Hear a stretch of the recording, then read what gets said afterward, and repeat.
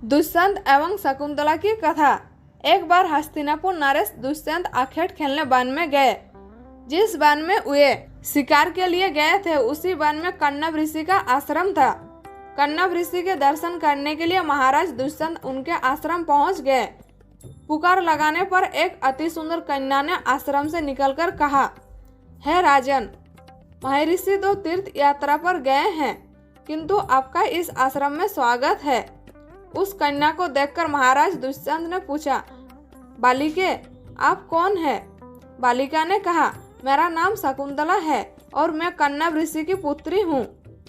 उस कन्या की बात सुनकर महाराज दुष्यंत आश्चर्यचकित होकर बोले, महर्षि तो आजन्म ब्रह्मचारी है, फिर आप उनकी पुत्री कैसे हुई? उनके इस प्रश्न के उत्तर में शकुंतला ने कहा, वास्तव में मेरे माता पिता मेनका और विश्वामित्र है। मेरी माता ने मेरे जन्म होते ही मुझे वन में छोड़ दिया था, जहाँ पर सुकंद नामक पक्षी ने मेरी रक्षा की, इसलिए मेरा नाम शकुंतला पड़ा। उसके बाद कण्व ऋषि की दृष्टि मुझ पर पड़ी और वे मुझे अपने आश्रम में ले आए। उन्होंने मेरा भरण पोषण किया। जन्म देने वाला, पोषण करने वाला तथा अन्न देने वाला, ये तीनों ही पिता कहे जाते हैं। इस प्रकार कण्व ऋषि मेरे पिता हुए। शकुंतला के वचनों को सुनकर महाराज दुष्यंत ने कहा, शकुंतले, तुम क्षत्रिय कन्या हो। तुम्हारे सौंदर्य को देखकर मैं अपना हृदय तुम्हें अर्पित कर चुका हूँ। यदि तुम्हें किसी प्रकार की आपत्ति ना हो तो मैं तुमसे विवाह करना चाहता हूँ। शकुंतला भी महाराज दुष्यंत पर मोहित हो चुकी थी, अतः उसने अपनी स्वीकृति प्रदान कर दी। दोनों ने गंधर्व विवाह कर लिया। कुछ काल महाराज दुष्यंत ने शकुंतला के साथ विहार करते हुए वन में ही व्यतीत किया। फिर एक दिन वे शकुंतला से बोले, प्रियतमे, मुझे अब अपना राजकार्य देखने के लिए हस्तिनापुर प्रस्थान करना होगा। महर्षि कण्व के तीर्थ यात्रा से लौट आने पर मैं तुम्हें यहाँ से विदा कराकर अपने राजभवन में ले जाऊंगा। इतना कहकर महाराज ने शकुंतला को अपने प्रेम के प्रतीक के रूप में अपनी स्वर्ण मुद्रिका दी और हस्तिनापुर चले गए। एक दिन उसके आश्रम में दुर्वासा ऋषि पधारे। महाराज दुष्यंत के विरह में लीन होने के कारण शकुंतला को उनके आगमन का ज्ञान भी नहीं हुआ और उसने दुर्वासा ऋषि का यथोचित स्वागत सत्कार नहीं किया। दुर्वासा ऋषि ने इसे अपना अपमान समझा और क्रोधित होकर बोले, बालिके, मैं तुझे शाप देता हूँ कि जिस किसी के ध्यान में लीन होकर तूने मेरा निरादर किया है, वह तुझे भूल जाएगा।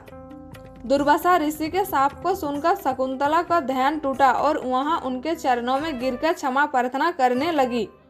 शकुंतला के क्षमा प्रार्थना से द्रवित होकर दुर्वासा ऋषि ने कहा, अच्छा, यदि तेरे पास उसका कोई प्रेम चिन्ह होगा तो उस चिन्ह देख उसे तेरी स्मृति हो आएगी।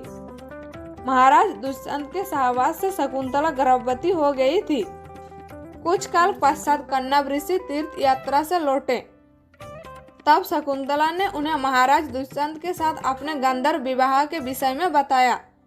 इस पर महर्षि कण्व ने कहा, पुत्री, विवाहित कन्या का पिता के घर में रहना उचित नहीं है। अब तेरे पति का घर ही तेरा घर है। इतना कहकर महर्षि ने शकुंतला को अपने शिष्यों के साथ हस्तिनापुर भेजवा दिया। मार्ग में एक सरोवर में आचमन करते समय महाराज दुष्यंत की दी हुई शकुंतला की अंगूठी, जो कि प्रेम चिन्ह थी, सरोवर में ही गिर गई। उस अंगूठी को एक मछली निगल गई। महाराज दुष्यंत के पास पहुंचकर कण्व ऋषि के शिष्यों शकुंतला को उनके सामने खड़ी करके कहा, महाराज, शकुंतला आपकी पत्नी है, आप इसे स्वीकार करें।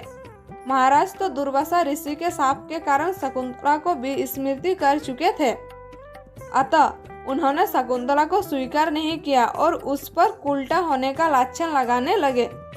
शकुंतला का अपमान होते ही आकाश में जोरों की बिजली कड़क उठी और सबके सामने उसकी माता मेनका उसे उठा ले गई। जिस मछली ने शकुंतला की अंगूठी को निगल लिया था, एक दिन वहां एक मछुआरे के जाल में आ फंसी।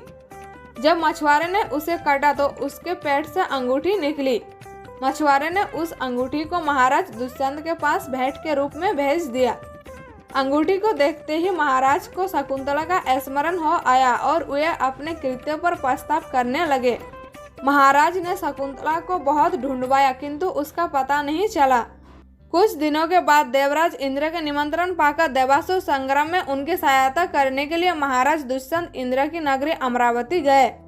संग्राम में विजय प्राप्त करने के पश्चात जब वे आकाश मार्ग से हस्तिनापुर लौट रहे थे तो मार्ग में उन्हें कश्यप ऋषि का आश्रम दृष्टिगत हुआ। उनके दर्शनों के लिए वे वहां रुक गए। आश्रम में एक सुंदर बालक सिंह के साथ खेल रहा था।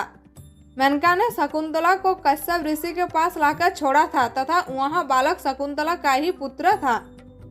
उस बालक को देखकर महाराज के हृदय में प्रेम की भावना उमड़ पड़ी। वे उसे गोद में उठाने के लिए आगे बढ़े तो शकुंतला की सखी चिल्ला उठी, हे भद्रे पुरुष, आप इस बालक को ना छुए अन्यथा उसकी भुजा में बांधा काला डोरा सांप बनकर आपको ढांस लेगा। यह सुनकर भी दुष्यंत स्वयं को ना रोक सके और बालक को अपने गोद में उठा लिया। अब सखी ने आश्चर्य से देखा कि बालक के भुजा में बांधा काला डोरा पृथ्वी पर गिर गया। सखी को ज्ञात था कि बालक को जब कभी भी उसका पिता अपने गोद में लेगा वह काला डोरा पृथ्वी पर गिर जाएगा। सखी ने प्रसन्न होकर समस्त वृत्तांत शकुंतला को सुनाया। शकुंतला महाराज दुष्यंत के पास आई। महाराज ने शकुंतला को पहचान लिया। उन्होंने अपने कृत्य के लिए शकुंतला से क्षमा प्रार्थना किया और कश्यप ऋषि की आज्ञा लेकर उसे अपने पुत्र सहित अपने साथ हस्तिनापुर ले आए। महाराज दुष्यंत और शकुंतला के उस पुत्र का नाम भरत था। बाद में वे भरत महान प्रतापी सम्राट बने और उन्हीं के नाम पर हमारे देश का नाम भारतवर्ष हुआ।